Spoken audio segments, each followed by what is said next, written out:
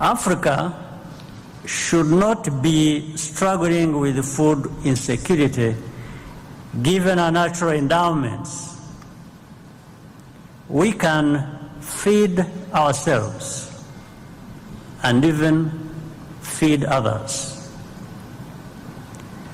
This is an opportunity for us to work together, learn from each other, and advance homegrown solutions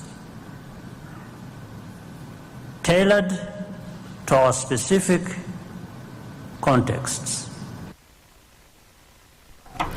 Haile Mariam Desalegn, former Prime Minister of Ethiopia, noted that the continent needs collective actions to transform our agriculture.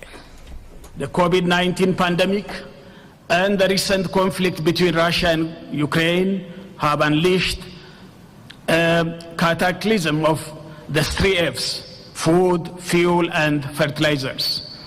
The continent's plight thus requires the 3 C's: collective will, collective voice, and collective action to radically transform our agriculture, to reserve and reverse the catalysm effects and turn our fortunes towards sustainable, self-sufficient economic growth. There is thus a need to boldly galvanize collective will amongst our leaders to emphatically support agricultural transformation, because it is the main vehicle that will drive our countries to industrialization, economic transformation, and growth.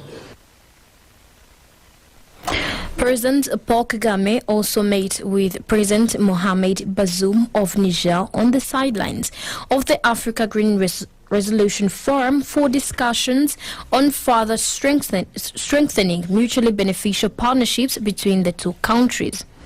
President Kagame also held meetings with Commonwealth Secretary General Right Honorable Patricia Scotland and Alvaro Lario, President-elect of International Fund for Agricultural Development, who are in Kigali for the ongoing Africa Green Revolution Forum 2022 and will deliver commitments to action for food systems transformation and climate change.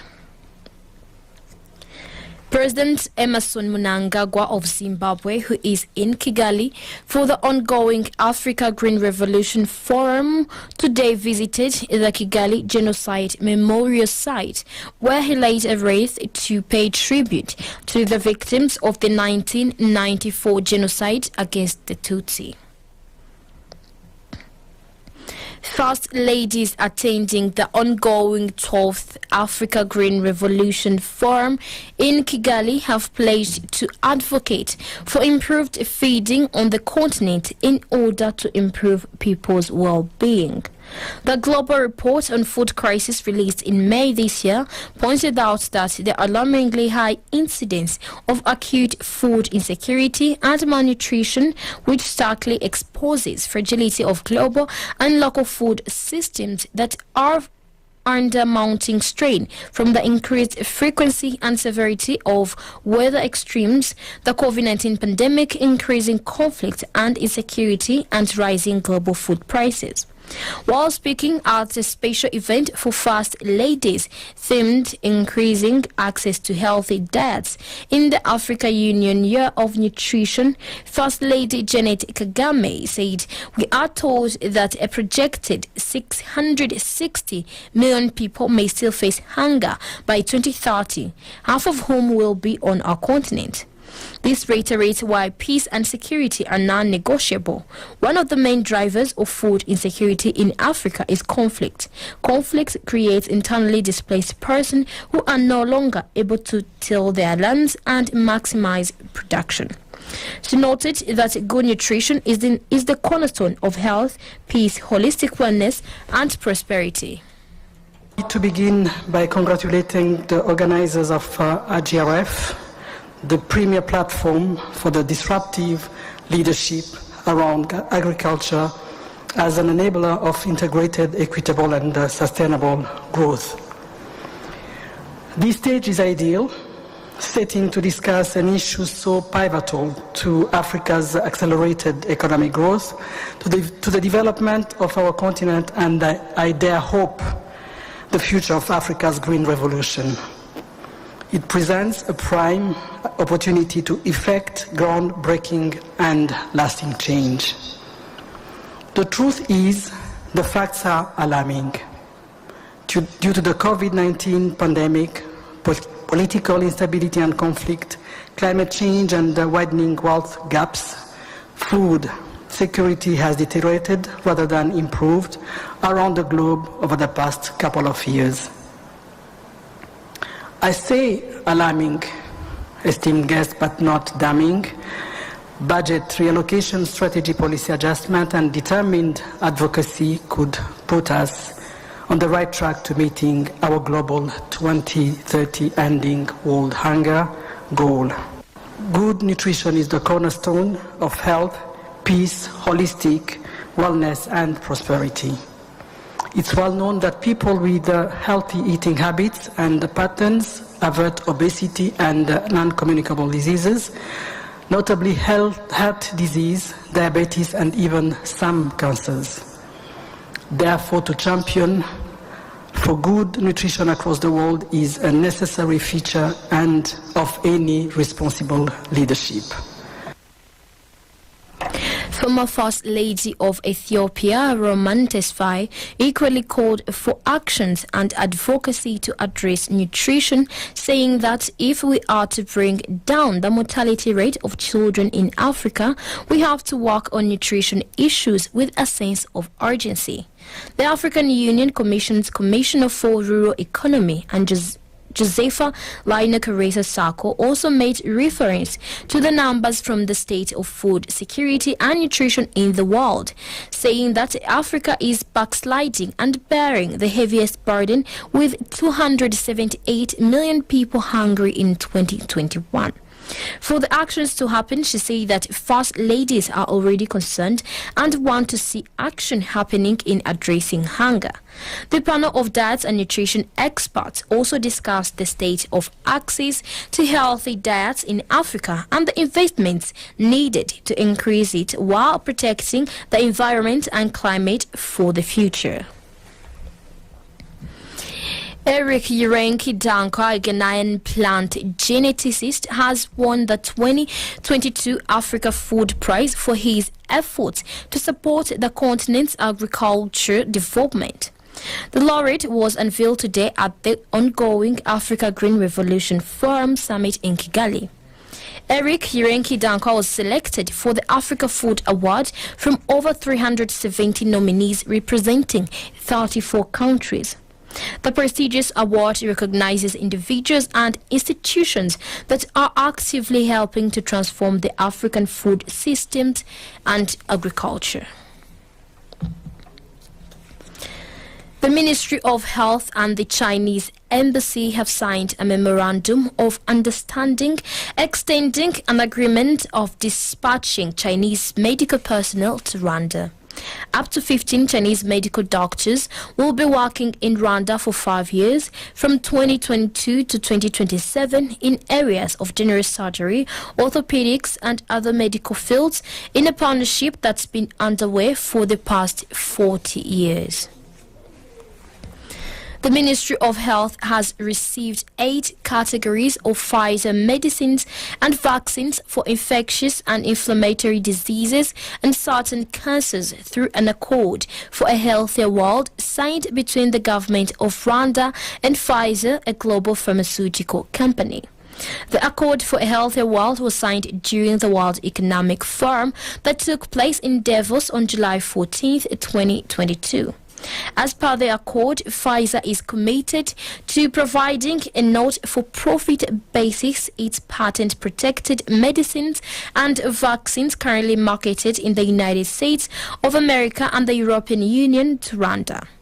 Rwanda, which is the first country among 42 nations to sign the agreement, that's committed to implementing the agreement, received the medicines, including that of COVID-19. We shall come back after the advertisement with economic items. Economic news is a regular feature on Radio Imanzi.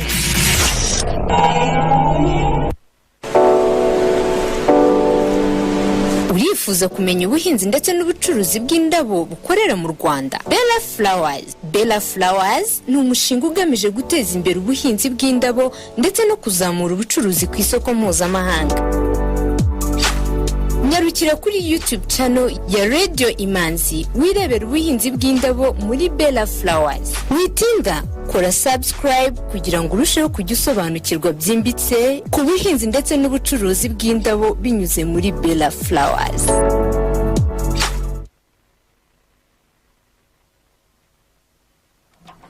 The Rwanda Stock Exchange Market Report. The trading session recorded its turnover of 199,908,500 Rwandan francs from 745,700 shares traded in 4 deals on the equities market and 4,093,600 worth of bonds traded in 2 deals on the fixed income market. Bank of Kigali closed the counter at 270 Rwandan francs.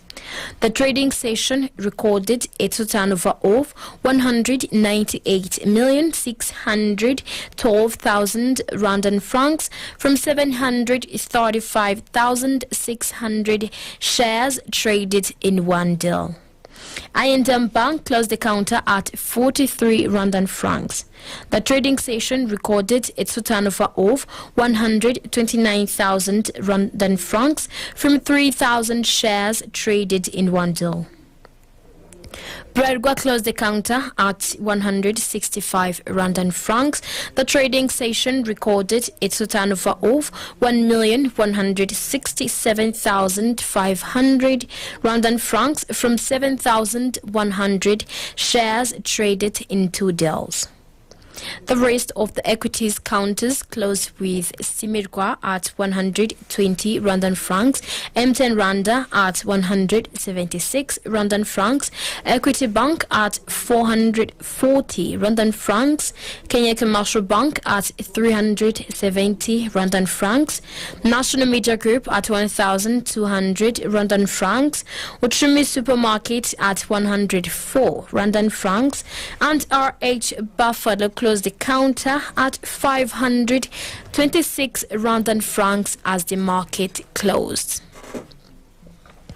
The currency market review of today. The Kenyan shilling buying price was 8.5 Rwandan francs and the selling price was 8.7 Rwandan francs. Tanzanian shilling buying price was 0.43 and the selling price was 0.44. Ugandan shilling buying price was 0.26 and the selling price was 0.27.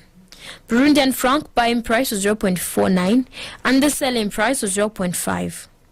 The US dollar buying price was 1,026 and the selling price was 1,046.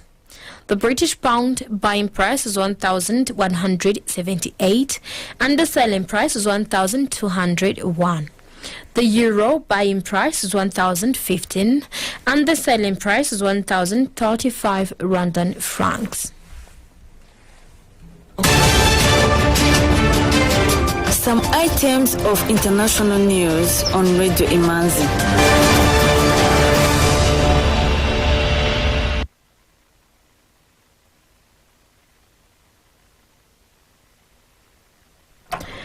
Burundi's parliament has approved the appointment of a new prime minister. Security Minister Gervais Ndirakobucha has replaced Alain Guillaume Bunyoni as prime minister after a unanimous vote in parliament. Mr. Bunyoni's departure came after President Ndayishimiye, who has been in power for just over 2 years, has last week warned of a coup plot against him. British-born Ghanaian Kwasi Kwarteng has been appointed UK's first black finance minister. The 47-year-old Kwarteng is taking over as head of the British Treasury with the onerous task of trying to pull the UK out of a serious cost of living crisis without plunging the public finances into the abyss. Nigeria's River State Police Command has arrested its suspected fake Reverend sister identified as Maureen Wachinu, who is allegedly involved in child theft. The police also rescued 15 children from her residence in Alu community in Ikwele local government area of the state. The Commissioner of Police Friday Eboka, who paraded the suspects and 20 other suspects at the command's headquarters in Port Harcourt, said operatives of the CP monitoring unit acting on intelligence stormed the residence of the suspects and recovered the children. Some of the minors narrated to the police how they were kidnapped and given to the suspected fake Reverend sister, who allegedly sold them to her customers both within and outside the state. The Red Cross has said at least 15 people were killed in western Uganda after a landslide caused by heavy rains buried their homes, and rescues are still digging through the mud for survivors. Landslides are common in the Kasese area where the accident happened. It spans the border with the Democratic Republic of the Congo. Following a recent lengthy drought, severe rains have descended on parts of Uganda since late July, resulting in flooding, fatalities, and devastation of infrastructure, crops, and homes. With that, we come to the end of tonight's edition.